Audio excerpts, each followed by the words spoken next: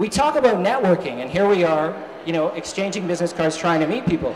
You have to think of social media as exactly what's happening here today. You start here now. You meet people. It's just happening on a different scale. People often ask me, what's the ROI around social media? Am I going to get any value out of it? Do I have the time?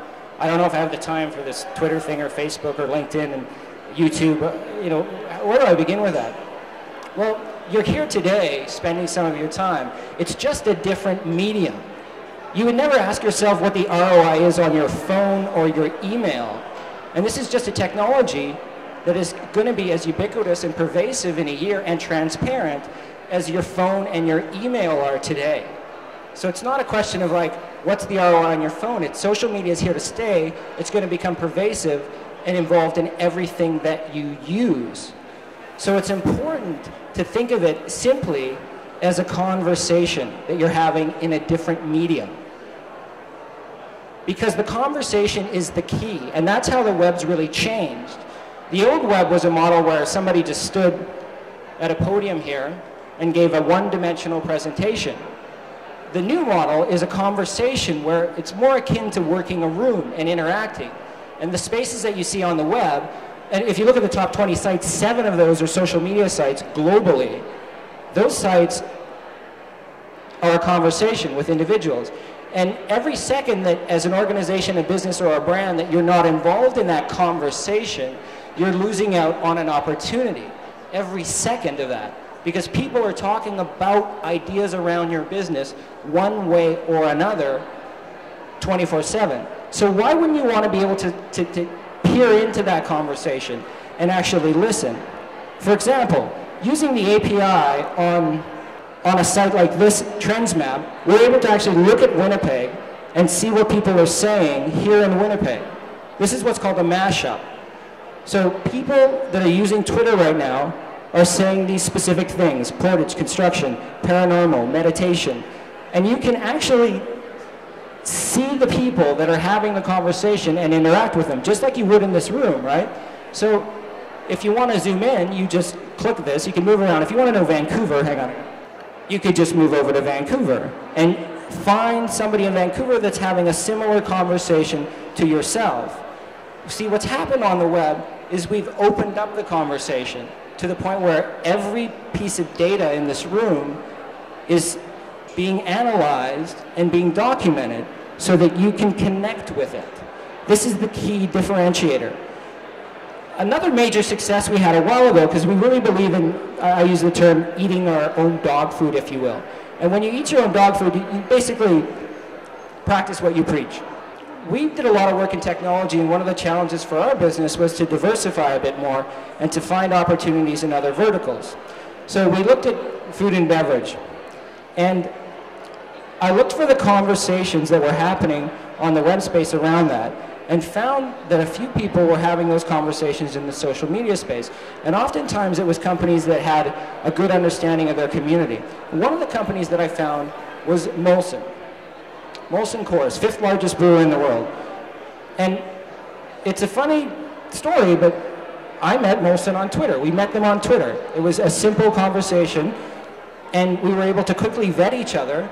I was able to actually meet a vice president at Molson, and he was able to quickly check out who we were and what we were doing and about.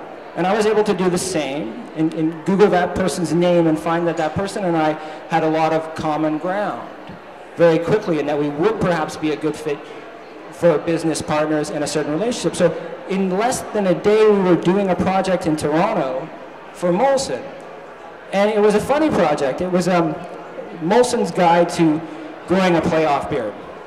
It was around playoff season. So we did a simple little vignette showing the playoff beard, set to the Barber of Seville, put a grain texture on it, black and white, and made that content easily, something you could easily syndicate, which was important.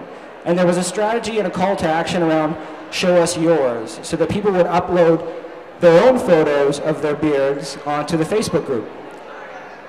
And an amazing thing happened along the way. Sure enough, there was 30,000 people on the Facebook group. That's great. That's good marketing. But where the rubber really hit the road was the video that we did for them. for a mere $10,000, by the way, ended up being syndicated on the homepage of the Globe and Mail. Now, the second that happened, the National Post followed suit. And then about 27 other hockey blogs ran the piece. And there's a play button in the video window and a screen capture of the actual Globe and Mail page, where to the right of it you see an ad. And that ad is a Jaguar ad. And the other one was a BlackBerry Storm ad at the time. We did the media buy assessment on that, what that ad would cost, because the video had no media buy. It was an editorial piece, even though it was an ad. The media buy on that was over $150,000. So $10,000, $150,000.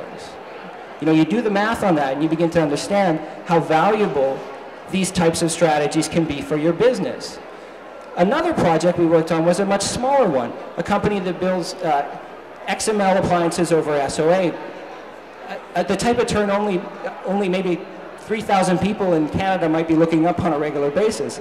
But because they got 1,000 hits on YouTube, that client was so happy because they found those people by taking the conversation, parsing it into the relevant terms and keys, and thus people were able to find it. And people are browsing the web to make their decisions around purchases and companies to partner with every single day. And why would you not want to be on YouTube when it's the second largest search engine in the world? And being listed on that search engine is free. It's free. You just have to get a video, a simple piece, a simple conversation that presents yourself with your best foot forward to the world. And the world is that conversation. So the key is, if I can give you some advice on how to get started, 3 simple things. Start. That's all you got to do is start, sign up to Twitter, sign up to Facebook. You don't even have to do anything. Let me make it really easy. Just start. And you know, my son helped me understand this too. He's 9 years old. So you sign up. If you signed up for Hotmail, you can sign up for any social networking site. The second thing I tell you to do is just look. Look around. Observe the space that you find yourself in. If you're not comfortable with where you see yourself in that space, find another little corner of the park and just rest there. Because the first one that you picked and signed up to might not be the right one for you. I've found some people don't like Twitter, and then they tried Flickr, and they were visual, and they're shutterbugs, hobby shutterbugs, and suddenly it's a better medium for them to work in a visual space. So just look around, and if it's not right, find another space. And the third and most important thing is just to listen. There's a reason that we have 2 ears and 1 mouth, and that's that we're meant to listen. So listen to the conversation that's going on in that little place that you've found. And what's going to happen eventually, and again, I'm not telling you have to do anything, but if you stop, you know, and then start, look, and then listen, eventually, I got a strong feeling, you'll find yourself dipping your toe in that conversation, in that ocean. And you'll grow as a person, you'll grow as a business, and you'll discover a powerful new way to communicate. Thank you very much.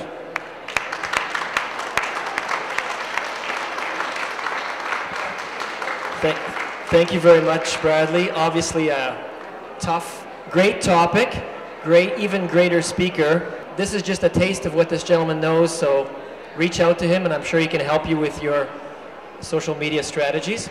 We have a little parting gift, and it's a telephone from 1902. So thank you very much to everybody for coming out. Thanks.